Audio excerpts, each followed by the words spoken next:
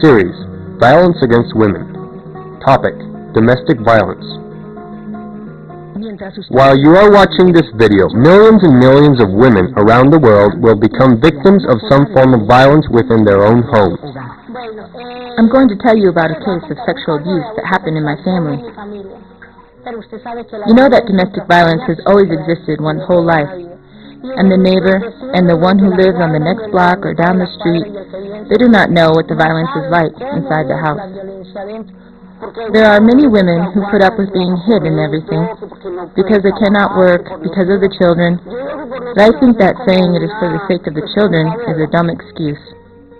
Stories of pain and hope. For centuries and centuries, we women have been victims of violence in all its forms. At work, we often suffer sexual harassment and blackmail. If we are pregnant, we can be easily fired. In the street, we can become objects of rape and sexual exploitation.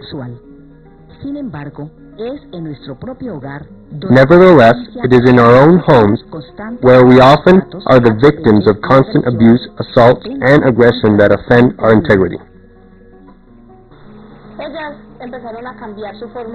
They, the girls, began to change. The oldest no longer liked to get dressed. She would isolate herself.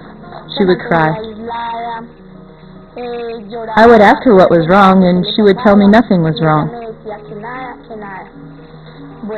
It turns out that she told her professor what was going on, and the professor spoke with me. I began to ask my girl about it, and she started to tell me what was really happening. What happened is, when we went to live on the second floor, he would use force on me. He wanted, well, to have sex with me at all hours. In many of our families, violence against us has become normal. The use of force, the hitting, the threats, the insult, the confinement, the rapes and sexual abuses, even death. Little by little, they become such common acts that we end up accepting them as natural occurrences.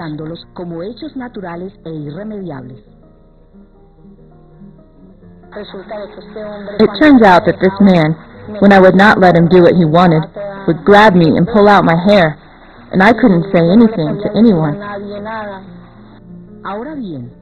Now then, it is not just our husbands or companions that attack us. We can also be mistreated by our fathers, our grandfathers, uncles, stepfathers, and other family members.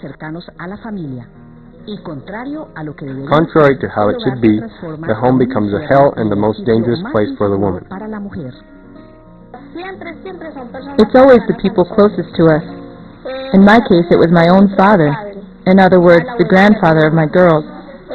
It is painful because it was someone who we had helped out a lot. If they abuse me, why would I have my children there to see it? Look, one time when he was strangling me, my child is special. He doesn't talk, but he still remembers. He tells me that Dad was strangling me, that Dad was hitting me. The worst part of all of this is that if we live in a family environment marked by violence, where the man imposes his will by force, where insults are daily occurrences, where our children see that we are constantly mistreated and threatened, it is likely that they will grow up thinking that using violence is normal and acceptable behavior.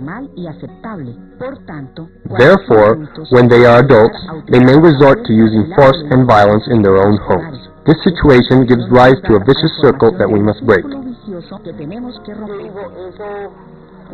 I say that it shouldn't be this way, letting the children grow up in such a horrible atmosphere. We cannot continue to accept violent acts as normal occurrences. We must break this cycle in which we find ourselves. A cycle in which, from the time we are small, we are taught that the woman is made for pain, obedience, and suffering. A cycle that makes us believe that we alone are responsible for maintaining family unity and harmony, and that, for the sake of that unity, we should put up with abuse, humiliation, and mistreatment. A cycle that shows us that the more a man is intolerant, the more he uses physical force, the more masculine he becomes. I don't want to keep living with this abuse. I don't want to, because if he stays here, he will just keep doing it. And it will get even worse, because now my children will kill him. or he will kill them. And I do not want murder of children in my home. You have to press charges. It's a long process. It's a slow process. But you have to fight for what you want.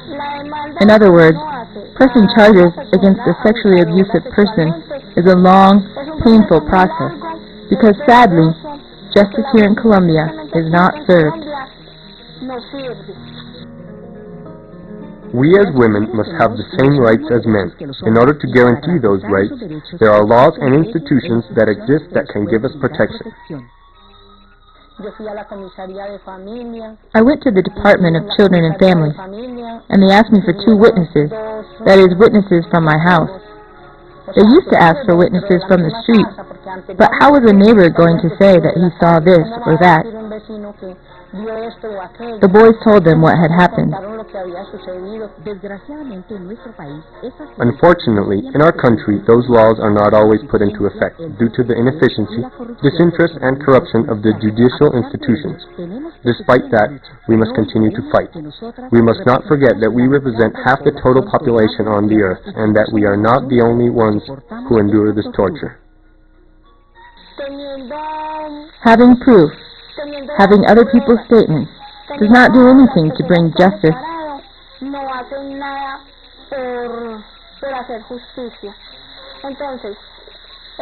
So my case was painful.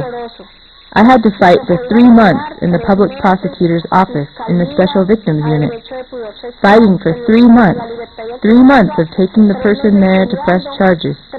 3 months of taking the girls to make statements. And sadly, they have not opened an investigation.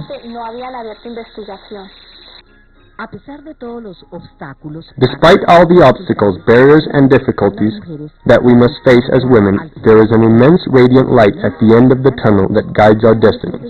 A light that shows us that we are not alone in this struggle. We are joined by an endless number of courageous women, men, and organizations that offer us their backing, solidarity, and support. A light that shows us that by uniting our efforts and our wills, we can build a better world, that world we so long for.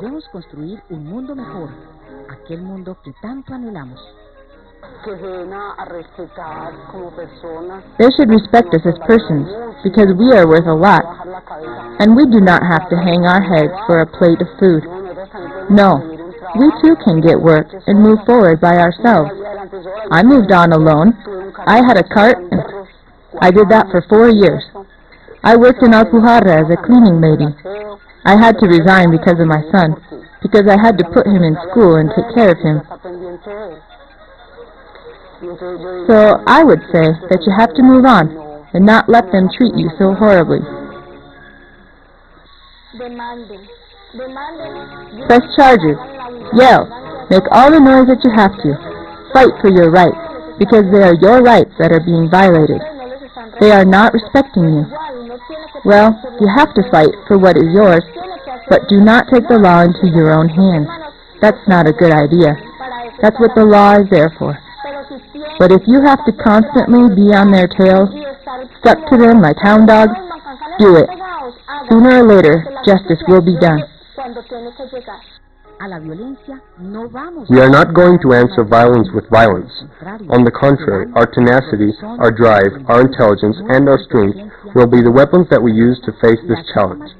A challenge in which we will be the authors and leaders of the process of transformation that leads us to build this world of justice, peace, equality, and liberty that we so need. Together we will do it. Now is the time to unite our efforts.